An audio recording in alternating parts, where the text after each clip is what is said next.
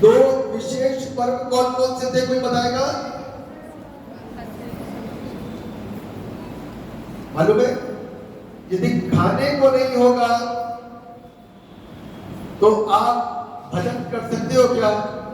चलो 1 दिन कर लोगे, 50 दिन कर लोगे, 51 दिन के अंदर आपकी आंखें सिकुड़ जाएंगी, लिपट जाएंगी और उसके बाद से अलग से आवाज आएगी, अब मरा, है ना? यही तो बात सकते हो, क्या आएगा?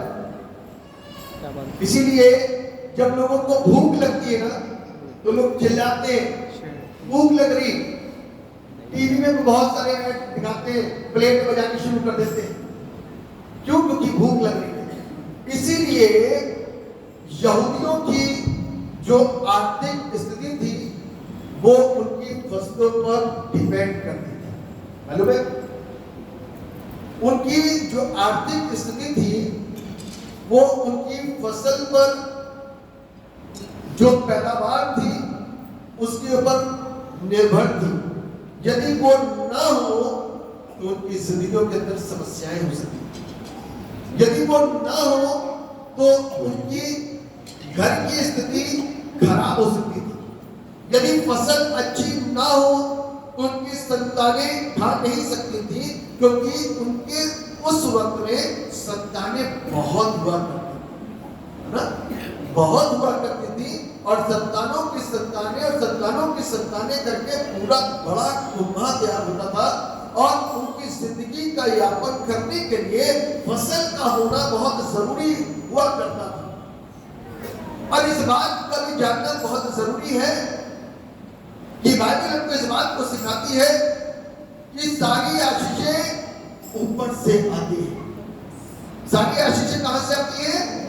ऊपर से आती है, अर्थात परमेश्वर की ओर से और उसकी तरफ से आती है। यदि वो अपनी आशीषों को हमारी जिंदगियों के ऊपर ना बरसाए, ना उड़ेले, तो इस बात को ध्यान रखिएगा, हमारी जिंदगी चल नहीं सकती। हमारी जिंदगी चल नहीं सकती। बहुत सारे लोगों की गवाहियां हैं। बाइबल को इस बात को सिखाती है। यदि व्यवस्था विवरण और उसके 28 अध्याय को आप पढ़ेंगे तो धन्य वचन लिखे हुए हैं, आशीष वचन लिखे हुए हैं। वो तभी होगा जब आप उसके मुताबिक अपनी चाल को चलोगे। वो तभी होगा जब आप उसकी इच्छा, उसकी मर्जी को पूरा करोगे। इसकी जानकारी, इसका इल्म शैतान को भी है और शैतान अच्छी तरीके से जानता था, अच्छी तरीके से जानता है, तब भी जानता था और आज भी जानता है।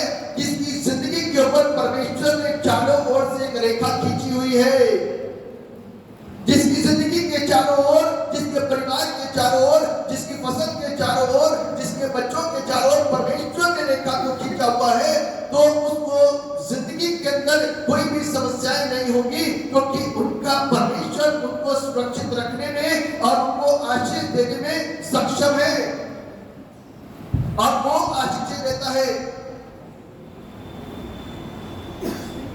इसीलिए उन लोगों की प्रार्थनाएं हुआ करती थी परमेश्वर से कि हे प्रभु, मेरी फसलों पर बरकत दे। क्या कर? बरकत दे। 3 साल उनको दिए जाते थे फसल के लिए। परमेश्वर उनके पहले साल में, दूसरे साल में, तीसरे साल में बहुत बरकत दे देता था, लेकिन नियम था कि अपनी उपज का 10वांश परमेश्वर के भवन में लेकर के आओ। अपनी उपज का 10वांश क्या करो? परमेश्वर के भवन में लेकर के आओ। क्या परमेश्वर को डायरेक्ट कोई सब्जी पका सकता है, फल पका सकता है, दूध घी पका सकता है? नहीं। आप किसी इंसान को दे रहे हो, परमेश्वर के भवन में लेकर के आ रहे हो, तो इससे लाभ किस तरीके से परमेश्वर देता है? परमेश्वर अपने चर्च को ही ब्लेस करता है। किसको ब्लेस करता है? अपने चर्च। चर्च का मतलब ये ईंटों को नहीं कि आप इसके ऊपर दूध चढ़ा दो या घी डाल दो या लौकी लटका दो तो वो सूखेगी नहीं, ऐसा नहीं है। परमेश्वर चर्च यानी कि हम और आप, जिसकी जरूरत है उसके लिए प्रबंध करता वो परमेश्वर है। याजक जो मंदिर में, भवन में रहा करता था, उसके खाने का प्रबंध परमेश्वर करता था। इसी रूप से और इसी तरीके से, क्योंकि बाइबल इस बात बताती है परमेश्वर बहुत वफादार और ईमानदार और खरा परमेश्वर है, और इस बात को कहता है कि मजदूर को उसकी मजदूरी मिलनी जरूरी है। यदि मजदूरी नहीं मिलेगी तो वो थकेगा भी और दुखी भी होगा कि प्रभु मैंने इतनी मेहनत करी लेकिन उसका प्रतिफल मुझे नहीं मिला। तो परमेश्वर चर्च से बहुत प्यार करता है, इसीलिए चर्च के लिए प्रबंध करता है, और इस देने के द्वारा वो आपकी और मेरी नियत को चेक करता है कि हमने बटोरा तो 100 गुना, लेकिन परमेश्वर को देने की नियत नहीं है। और जब फसल नहीं होती तो यही बोलते कि प्रभु मैं इतना कर देता लेकिन तूने मुझे कुछ नहीं दिया, मैं इतना दे देता लेकिन तूने मुझे कुछ दिया नहीं। या मेरी नौकरी ऐसी होती कि मैं चर्च के लिए बहुत करता, लेकिन जब कर दी तब कुछ दिखाई नहीं देता, कुछ कर नहीं पाते। क्यों? क्योंकि पैसे से जो लोभ है, जो लालच है, वो इंसान का कभी नहीं दूर होता। इस बात ध्यान रखिए। लेकिन परमेश्वर का जो रिश्ता है ना, सदैव मुझसे और आपसे, अर्थात उसकी विश्वासी कलीसिया से है। इसीलिए आज जो दूसरा पर्व हम और आप मना रहे हैं उसको क्या बोलते हैं मालूम है? पवित्र आत्मा का डे ऑफ पेंटिकोस्ट। परमेश्वर का चर्च मूसा के द्वारा स्थापित किया गया और इब्राहिम के द्वारा स्थापित किया गया, लेकिन चर्च आशीषित कब हुआ, चर्च ग्लोबल कब हुआ, चर्च एक नए रूप में कब आया? जब पवित्र आत्मा चर्च पर ठहरा, लोगों के ऊपर ठहरा, चेलों के ऊपर ठहरा। आशीषित चर्च कब हुआ? जब पवित्र आत्मा आपकी जिंदगी में ठहरा। आप आशीषित कब होते हो? ऐसे तो ईसाई बने रहोगे, कोई दिक्कत नहीं, ऐसे तो आप नॉर्मल इंसान खड़े हो, कोई दिक्कत नहीं, लेकिन आशीषित कब होते हो? जब पवित्र आत्मा ठहरता है। उससे पहले सब नाम के क्रिश्चियन होते हैं, काम का कोई नहीं होता। ये सच्चाइयां हैं, इसको स्वीकार कर लीजिए और इसको मान लीजिए। सब नाम के क्रिश्चियन होते हैं, काम का कोई नहीं होता। काम का वही होता है जिसके अंदर पवित्र आत्मा का काम होता है, क्योंकि पवित्र आत्मा ही तो हमारे मन के अंदर डालता है कि चल परमेश्वर के भवन में चर्च का फेस्टिवल है, कुछ लेकर के चलते हैं।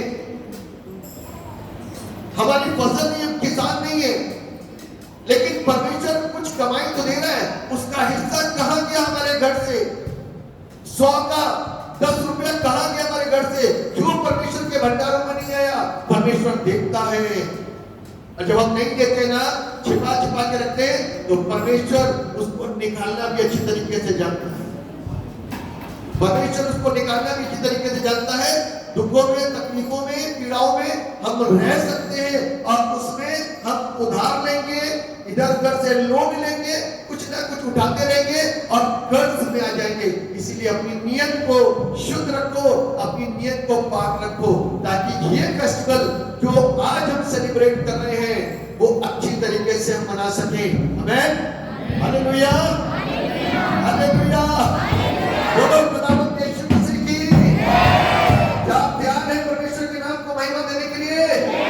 अपने मुंह के शब्दों के द्वारा, हाथों के द्वारा, क्योंकि 10 तार वाले बाल्या परमेश्वर ने आपके हाथ में दिया है, इसको इस्तेमाल करें। अपने मुंह का इस्तेमाल परमेश्वर की आराधना करने के लिए करें, उसकी महिमा करने के लिए करें, तो परमेश्वर आपको आशीषित करेगा, आपको आशीषित करेगा, आपके द्वारा अपने घराने को आशीषित करेगा, और जीवन का हर वो सुख जिसको कभी आपने सोचा नहीं होगा वो कहां से निकल के आएगा, आप अंदाजा भी नहीं लगा सकते। तब गवाहियों में आंसू बह रहे होंगे और आप परमेश्वर की महिमा कर रहे होंगे। आमीन, आराधना करें, प्रभु के नाम को महिमा दें।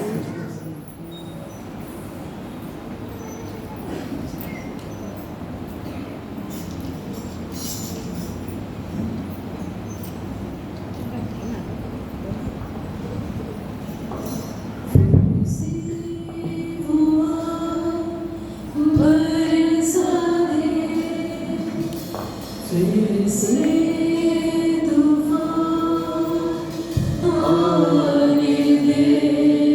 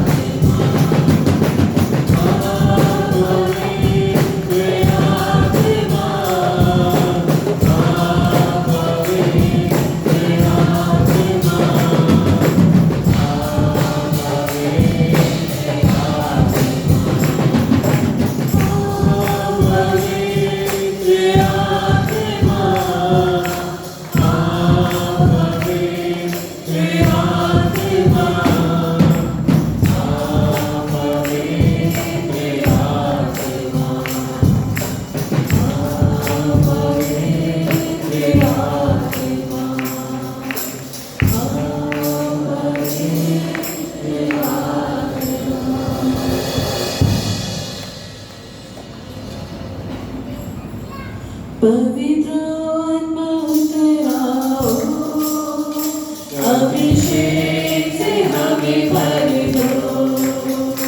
पवित्र आत्मा उतराओ, अभिषेक से हमें भर दो। पवित्र आत्मा उतराओ, अभिषेक से हमें भर दो। पवित्र आत्मा उतराओ,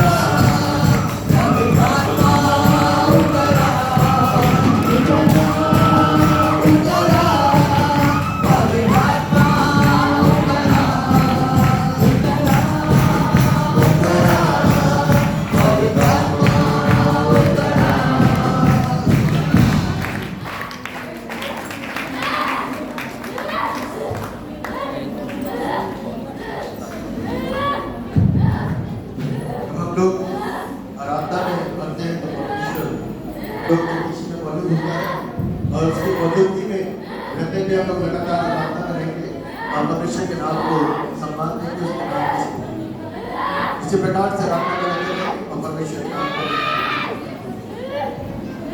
बना है जो का मसान, यीशु की हज़ूरी में आ।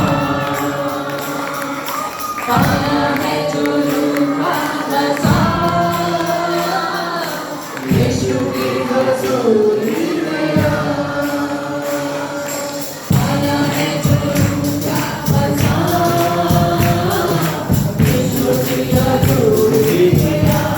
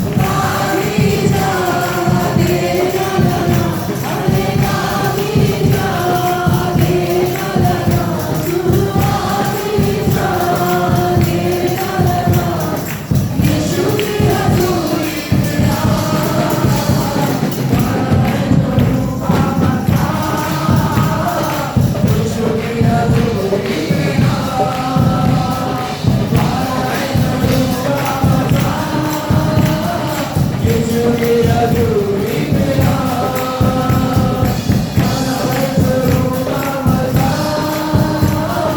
यीशु की हजूरी में आ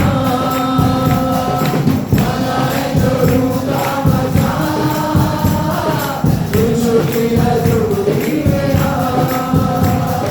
तुम्हारी मरारी पाए तू स्वाद में मरारी पाए तू तुम्हारी मरारी पाए तू स्वाद में मरारी पाए तू तुम्हारी मरारी पाए तू स्वाद में मरारी पाए तू तुम्हारी मरारी पाए तू स्वाद में मरारी पाए तू स्वाद में मरारी पाए तू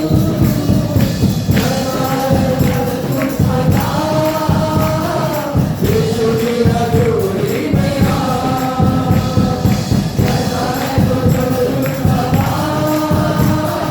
यीशु की हजूरी में आ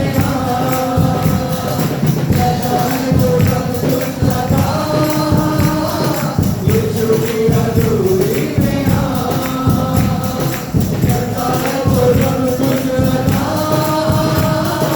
यीशु की हजूरी में आ मारी जाने न लगा मारी जाने न लगा अरे मारी जाने न लगा तुम्हारी जाने न लगा यीशु की हजूरी में आ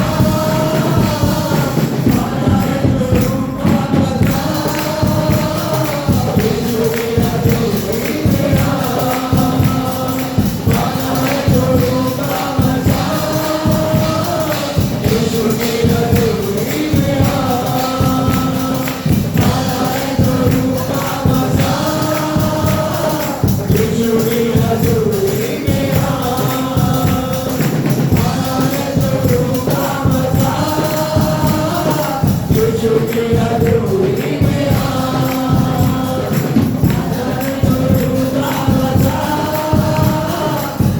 मनाए प्रभु का मजा यीशु की हजूरी में आ मनाए प्रभु का मजा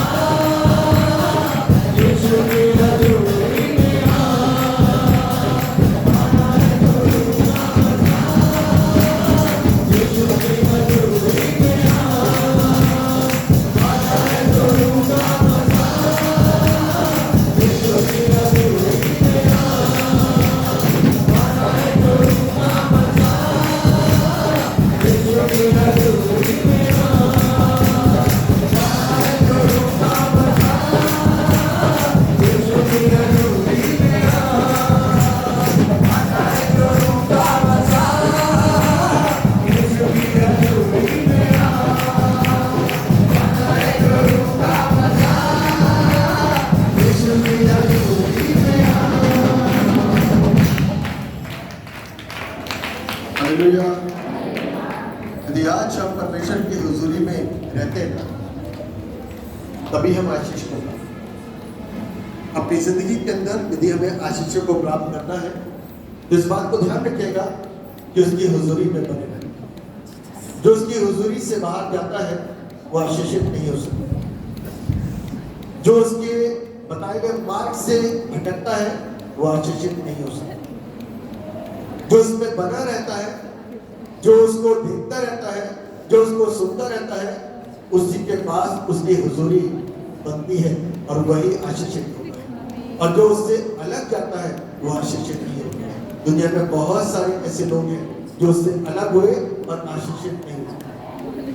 जहां पर शाऊल को घमंड आया, जहां पर लगा कि वो अपने डिसीजन, अपने फैसले खुद ले सकता है और अब शैम्पल की जरूरत नहीं है, अब परमेश्वर की जरूरत नहीं है, जो परमेश्वर कह रहा है उसकी जरूरत नहीं है, और अपनी मर्जी पर जब चलना शुरू करा तो शाऊल जबकि इतना परिपक्व हो चुका था, शाऊल बादशाह जबकि इतना शानदार हो चुका था, अच्छा योद्धा हो चुका था, सब कुछ हो चुका था, उसके बावजूद वो अपनी ताकत से कर भी सकता था, अपने अनुभव से भी कुछ कर सकता था, लेकिन जब परमेश्वर ने अपने हाथ को उसके ऊपर से हटाया ना, तो वो बेबस हो गया। कैसा हो गया? बेबस। इसीलिए यदि आज हम और आपके ऊपर से परमेश्वर का हाथ उठेगा और हटेगा, तो हम कैसे हो जाएंगे? बेबस हो जाएंगे। इस बात को ध्यान रखने की जरूरत है। परमेश्वर हमको प्यार करता है, आप उसको नजरअंदाज कर दें, उसको छोड़ दें, उसको भूल जाए, तो परमेश्वर इस बात से कभी प्रसन्न नहीं होता।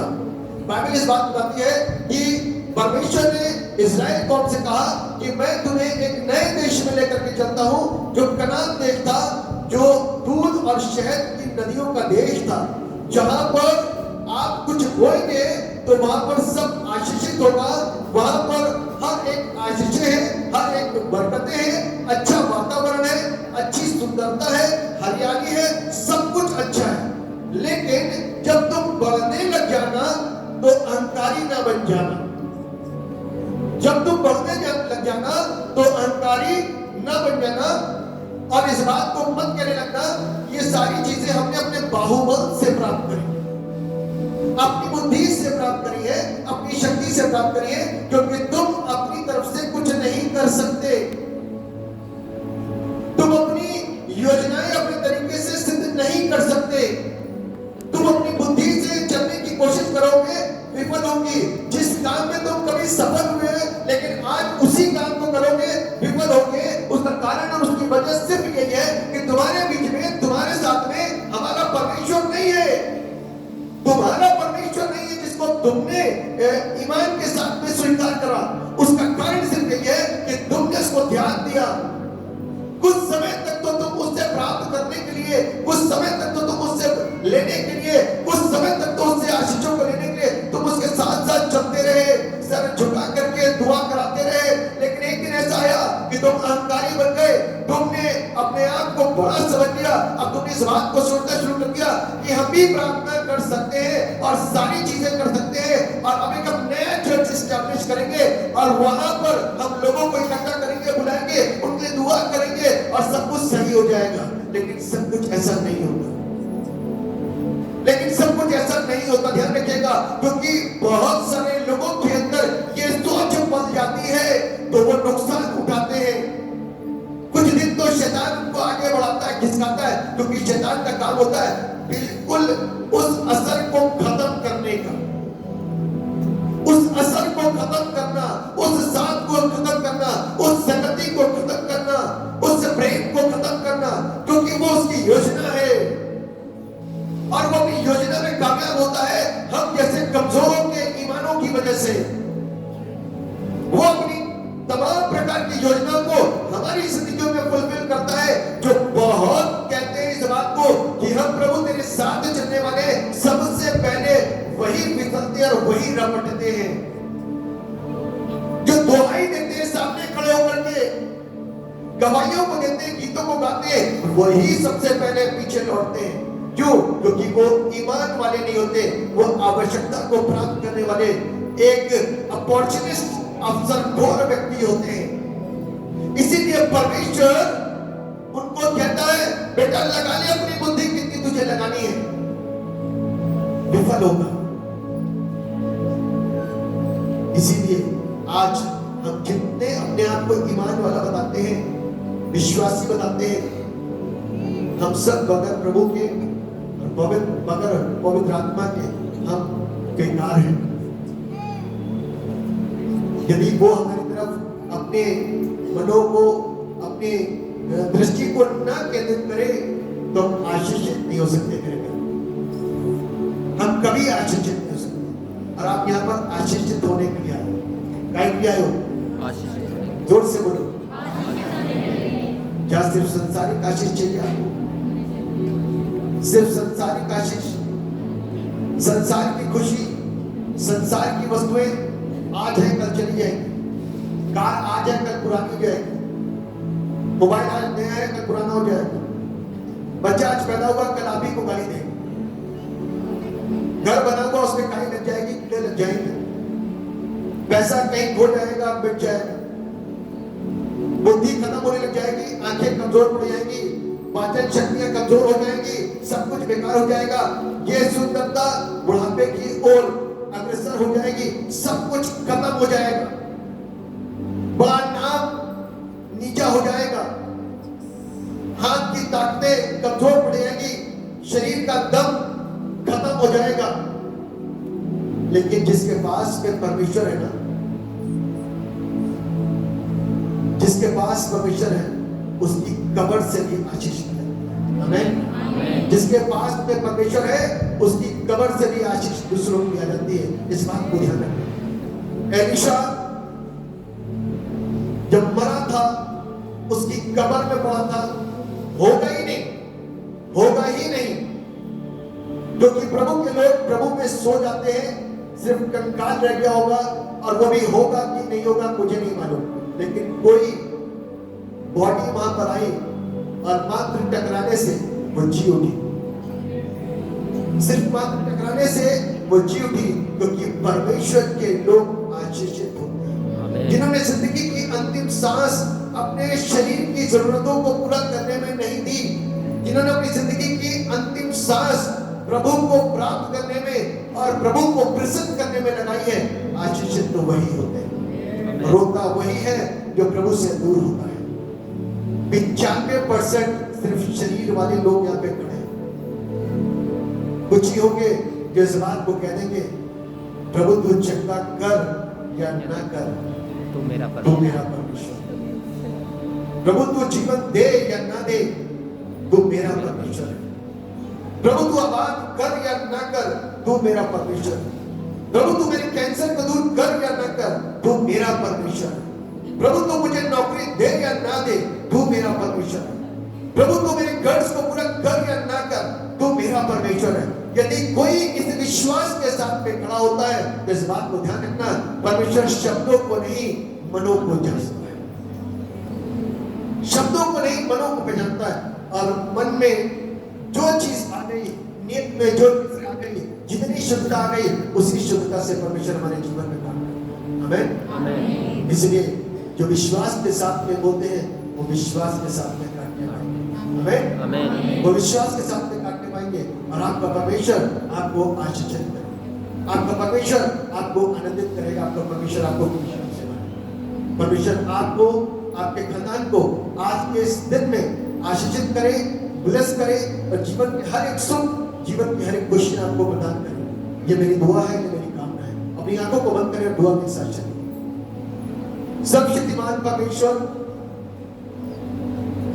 सर्वयुगों से पहले सबसे ऊंचे पर विराजमान परमेश्वर, हम आपको धन्यवाद देते हैं और ये प्रार्थना विनती करते हैं प्यारे पिता परमेश्वर, हम उस दिन को याद करते हैं जिसमें 120 लोग प्रभु आराधना कर रहे थे, लेकिन एक मन थे।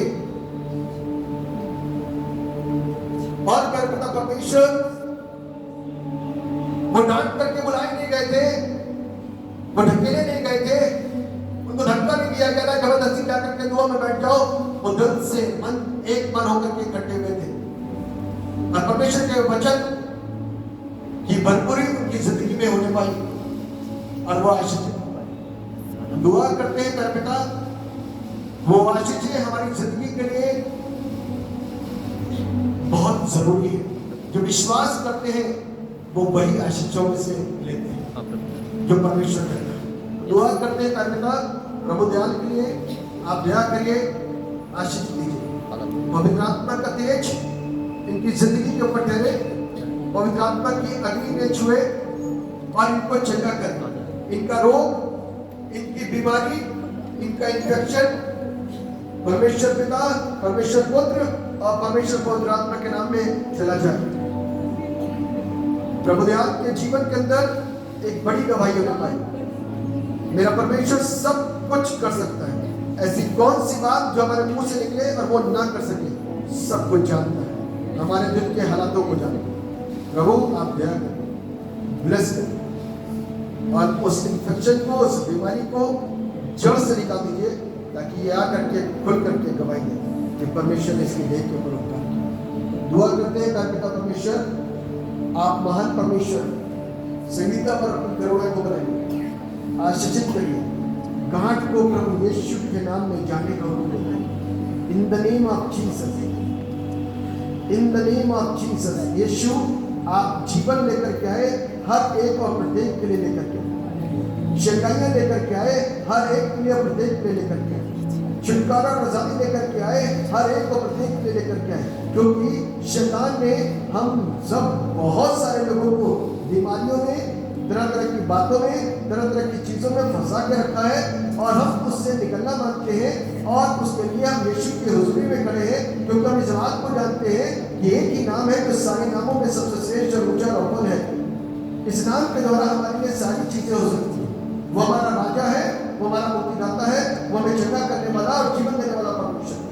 पिता संगीता की गांठ को प्रभु यीशु के नाम में हुक्म देते हैं, खत्म हो जाए। ये चंगाई को पा करके गवाही के साथ में तब भी आंसू बह रहे हो, लेकिन वो आनंदित हो और वो खुशियों से भरी हो और इस बात की गवाही दे रही हो कि परमेश्वर इस देह के ऊपर अपने holy spirit we thank you. हमें मालूम है आपका खामोशी के साथ में हमारी जिंदगियों के अंदर, हमारे जहन के अंदर काम हो रहा है। आपके नाम की स्तुति होगा। आप महान है, सर्वशक्तिमान परमेश्वर, सब युगों से पहले सबसे ऊंचे पे विराजमान। अपनी अपार दया को उपस्थित सब लोगों की जिंदगी के ऊपर हो, लोग पवित्र आत्मा की अग्नि से भरने पाए, आज जिंदगी के फैसले लेने पाए कि वो किस चीज के लिए चाहिए, शरीर के लिए या आत्मा के लिए, अपने लिए या प्रभु के लिए। प्रभु आपसे दुआ करते हैं हमारी आराधना में तो एटलीस्ट औपचारिकता ना हो, ऐसी बुद्धि दीजिए। हमारी इबादत में तो एटलीस्ट मनुष्य को दिखाने जैसा भाव ना हो, ऐसे में बुद्धि प्रदान करते कि हम यहाँ पर यदि बैठे तो बड़ी विश्वास योग्यता के साथ में ईमानदार हो करके बैठे, ताकि परमेश्वर की ईमानदारी के द्वारा मिलने वाली प्रत्युत्तर में चंगाई या आशीष या छुटकारा या बुद्धि या सफलताएं या उन्नतियां या उपलब्धियां प्राप्त कर सकें। अब दया करेंगे हम आशीष में।